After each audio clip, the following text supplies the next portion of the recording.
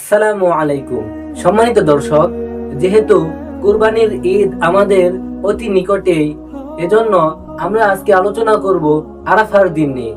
আরাফার দিন হয়তো এটাই আপনার জীবনের মোড় ঘুরিয়ে দিতে পারে।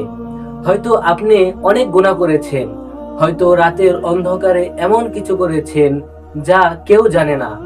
হয়তো আপনি মনে করছেন যে মহান আল্লাহ তাআলা আপনাকে ক্ষমা করবেন কিনা, কিন্তু শুনে রাখবেন, আরাফার দিন এসেছে, সেই দিন যেই দিন মহান আল্লাহ তাআলা তার বান্দাদের দিকে রহমতের দৃষ্টিতে তাকান।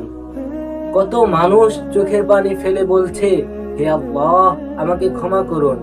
হয়তো আপনার একটি আস্তাগফিরুল্লাহ, হয়তো আপনার চোখের পানি, অথবা হয়তো আপনার সৎ দোয়া আপনার ভাগ্য বদলে দিতে পারে। আজ আর দেরি করবেন না, আপনার রবের দিকে ফিরে আসুন।